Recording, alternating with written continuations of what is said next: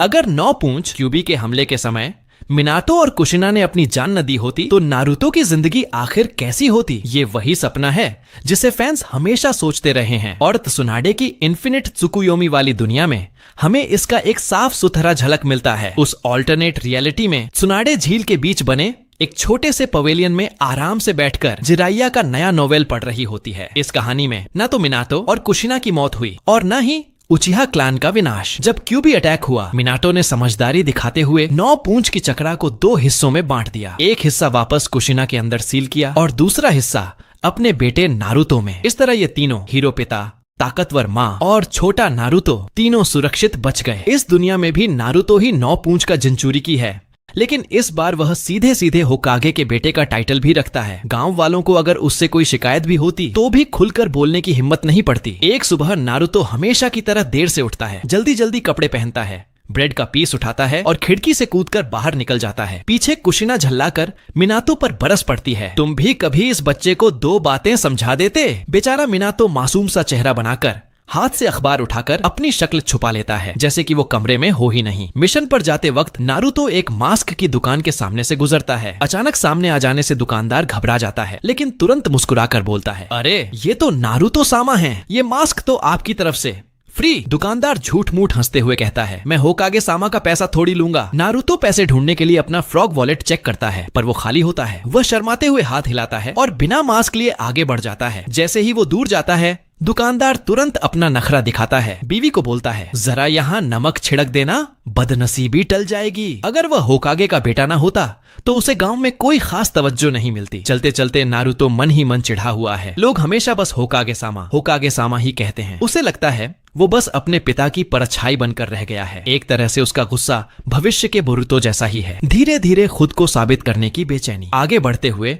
वह अपने साथी सास्के के घर पहुंचता है। सास्के को बुलाने के लिए रुकता है। इस समय घर के अंदर उसका बड़ा भाई इटाची साफ सफाई कर रहा होता है। बिना नरसंहार वाली दुनिया का इटाची काफी ज्यादा शांत और नरम स्वभाव का लगता है। तभी सास्के खुद बाहर आता है, सामने ही मुंह बनाता है, 2-4 ताने मारता है और खुद ही आगे निकल जाता है। इस टाइमलाइन में उसका टीनेज एटीट्यूड और भी ज्यादा खड़ूस है। इन दोनों बच्चों को ये अंदाजा तक नहीं होता कि उन्हें जो मिशन मिलने वाला है वह असल में बेहद खतरनाक है। इस मिशन में छोटे छोटे रॉग निंजा ही नहीं बल्कि कुख्यात मास्क वाला आदमी भी आने वाला है। हालांकि इस ऑल्टरनेट दुनिया का यह मास्क मैन हमारे रियल टाइमलाइन वाले से काफी अलग है। मिशन शुरू होने से पहले काकाशी उन्हें हीरोज मेमोरियल स्टोन पर ले जाता है, जहां सिर्फ असली शहीदों के नाम दर्ज होते हैं, और वह उन्हें एक ऐसे शिनोबी की कहानी सुनाता है जो जीते जी गांव के लिए सब कुछ दे गया, लेकिन उसका नाम यहाँ नहीं लिखा जा सका। जिस शिनोबी को काकाशी याद कर रहा था वह जीवन में गांव के लिए सब कुछ देकर भी मृत्यु के बाद न तो हीरोज मेमोरियल स्टोन में जगह पा सका और न ही सामान्य कब्रिस्तान में। वह व्यक्ति था काकाशी के पिता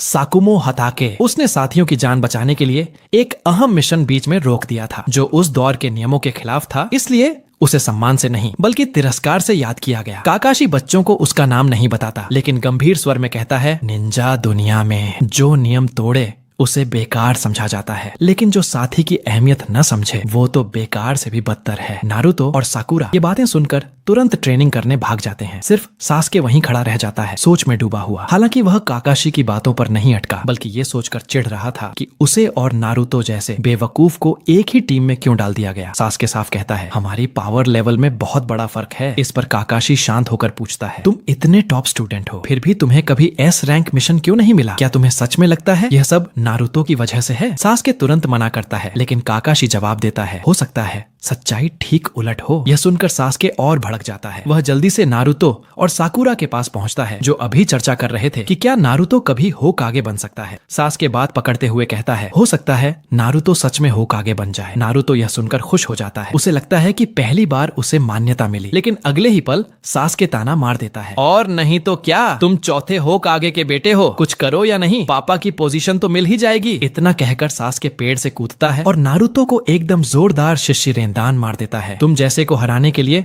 मुझे असली ताकत की भी जरूरत नहीं। नारुतो की सेल्फ रिस्पेक्ट को गहरी चोट पहुंचती है। वह खुद को साबित करने के लिए तड़प उठता है और कहता है, आजा मुकाबला करते हैं, देखते हैं पहले उस चट्टान पर कौन चढ़ता है। बिना इंतजार किए नारुतो भाग भी जाता है। साकुरा हंसते हुए सिर हिला देती है। इन दोनों झगड़ालुओं पर उसका कोई बस नहीं चलता। नारुतो पूरी स्पीड में चट्टान की ओर दौड़ता है, लेकिन आधे रास्ते पता चलता है कि सास्के तो पीछे आया ही नहीं। वह सोचता है, आहा डर गया होगा। उसे अंदाजा नहीं होता कि शायद होकागे तरफ से मीटिंग का कॉल इन आदेश आ चुका था और उसकी बेवकूफ हरकत की वजह से पूरी टीम साथ उस मीटिंग में लेट पहुंचती है। बाकी टीमों के बच्चे कुछ कह नहीं पाते। आखिर वो होकागे का बेटा है, लेकिन नारुतो जो अनएक्सपेक्टेड नंबर 1 कहलाता है, इस बेकार सी रेस से भी खाली हाथ नहीं लौटता। गहरी घाटी में गिरने के दौरान वह अचानक फ्रॉग समनिंग टेक्निक का थोड़ा कंट्रोल सीख लेता है। वह गामा किची को बुलाकर अपनी जान बचा लेता है और थोड़ा मजबूत भी बन जाता है। सबके इकट्ठा होने के बाद 12 युवा निंजा और उनके 4 सेंसेई मिशन पर निकल पड़ते हैं। यह मिशन अजीब था। एक गांव में कई व्यापारी लगातार गुम हो रहे थे। कमजोर लोगों को कुछ नहीं हो रहा था, लेकिन ताकतवर व्यापारी एक एक कर गायब हो रहे थे। इससे साफ था दुश्मन की क्षमता बेहद अनोखी है। यहाँ तक कि कोनोहा द्वारा भेजे गए निंजा भी लौट कर नहीं आए। सिर्फ एक नौकर जैसे तैसे बचकर वापस पहुंचा। और शायद इस मिशन में वरिष्ठ लोगों की बजाय इन युवा निंजा को भेजने का कोई गहरा कारण था। वरिष्ठ और अनुभवी निंजा इस मिशन में और भी ज्यादा खतरे में थे। इसीलिए मिनातो ने युवा 12 जेनिन को बुलाया।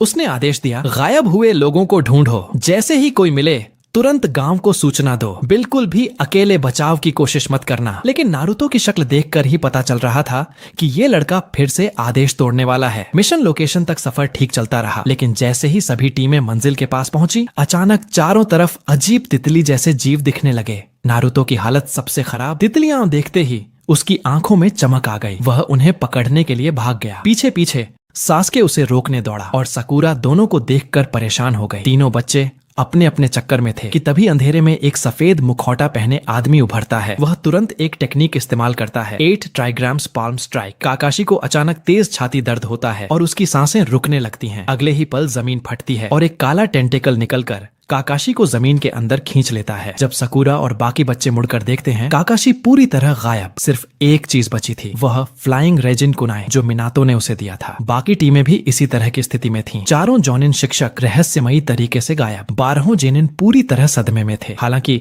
कुछ टीमों को थोड़ा सुराग मिला। नेजी ने ब्याकुगान से जमीन के नीचे चक्र जैसा अजीब मूवमेंट महसूस किया था। टेनेटेन ने अपनी आंखों से गाय को जमीन में खींचते देखा, डर से वहीं बैठ गई थी। जब नेजी ने दोबारा ब्याकुगान खोला तो पाया कि जमीन के नीचे का चक्र प्रवाह पूरी तरह गायब हो चुका है। सुनाडे के आदेशों के अनुसार सबको तुरंत गांव लौटकर रिपोर्ट करनी चाहिए थी, लेकिन नारुतो और सास्के रणनीति पर भयानक बहस में पड़ गए। एक कहता मिशन फर्स्ट, दूसरा कहता टीममेट्स फर्स्ट। छोटी सी बात पर दोनों भिड़ने को तैयार थे। तभी उनके सिरों के ऊपर एक आदमी प्रकट होता है, अकत्सुकी क्लोक रेड क्लाउड्स वाला पहनकर। उसके चेहरे पर एक रहस्यमयी खतरनाक सी मुस्कान स्पष्ट था। यह हाइडान जैसा मूर्ख नहीं था, यह कोई और ही घातक इंसान था। अब सवाल आता है, जब सीनियर निंजा सबसे ज्यादा खतरे में थे तो 4 जोनिन को साथ भेजने की क्या जरूरत थी? असल में मिनातो की योजना समझदार थी। उसने चारों जोनिन को स्पेशल फ्लाइंग रेजिन कुनाई दिए थे। अगर कोई पकड़ा जाता तो उसका कुनाई सिग्नल बन जाता और मिनातो तुरंत टेलीपोर्ट होकर दुश्मन के बेस को तबाह कर सकता था। लेकिन दिक्कत ये हुई, चारों जोनिन जब खींचे गए उनके कुनाई जमीन पर गिर गए। योजना उसी क्षण फेल हो गई। कुछ देर तनाव और बहस के बाद नारुतो, सास्के और साकुरा ने फैसला किया, पहले बाकी जिनिन से मिलकर टीम बनाते हैं। आखिरकार 12 दिमाग एक से बेहतर होते हैं। इतना बड़ा खतरा अकेले 3 बच्चों से नहीं निपट सकता था। उसी समय बाकी क्लास के बच्चों ने भी यही फैसला किया। कुछ टीमें खुद निकल पड़ी